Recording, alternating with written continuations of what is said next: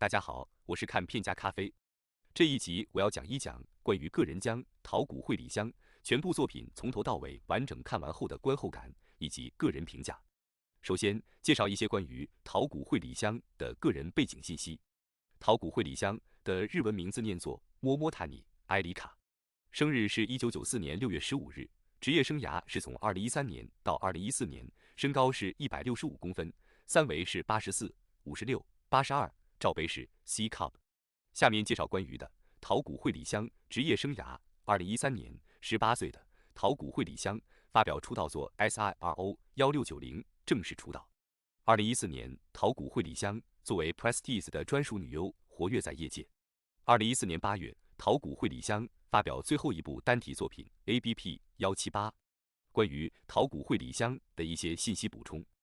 桃谷惠梨香刚一出道就因其高颜值就被网友称为豆腐西施。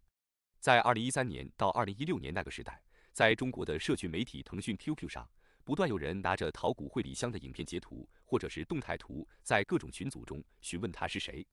哪里可以搞到他的影片的 BT 种子下载。而且当桃谷惠梨香默默离开业界，不再有新的作品出来之后，还是有一群影迷在痴情的反复询问桃谷惠梨香什么时候能够复出。可见桃谷惠梨香作为一位短暂活跃在业界的优质日本女优，却对于中国观众或者是华人群体观众产生了深刻的印象。下面是我的观后报告。桃谷惠梨香职业生涯能找到资源的作品，我都全部从头到尾完整看完了，一共有17部，都是单体作品，其中个人写真片1部，素人作品2部，个人精选合集片2部。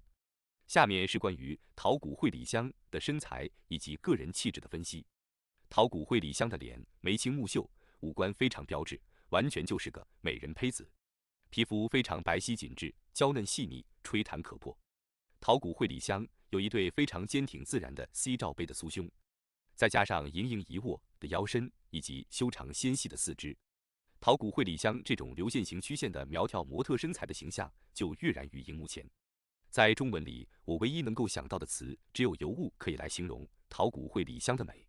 接下来讲一讲桃谷惠梨香在不同片商不同时期的形象区别。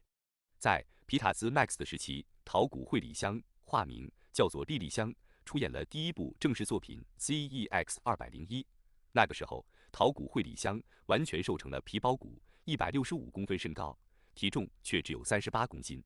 这个身材比例真的有点夸张。接着在闻香社出道的素人片试水 SIRO 1690，桃谷惠梨香的身材恢复了正常比例。到后面作为闻香社 Prestige 的专属女优出道之后，桃谷惠梨香形象上还是以美少女为主，例如 CHN037 出租美少女、SRS022 的女大学生、ABP 108和119，以及145的美少女、171的女友的姐姐。从时间轴上来看，由于桃谷惠梨香在业界的职业生涯只持续了1年左右的时间，出演的角色形象和类型上基本没有进阶和太大的转变。虽然职业生涯短暂，但出道即巅峰。接下来说一说和桃谷惠梨香相似类型的女优。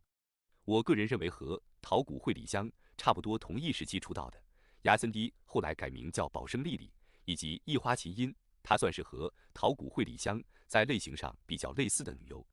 相似点方面，她们都有非常精致的五官，腰身都比较纤细平坦，没有赘肉。两位女优都有一双笔直修长的美腿，四肢纤细。不同的是，芽森迪的胸更大，有 F 罩杯，而且职业后期明显做了丰胸手术，上围尺寸明显上涨。桃谷惠梨香的上围只有 C 罩杯，天然的胸部。桃谷惠梨香的身高有165公分，比芽森迪的159公分身高要高出一截。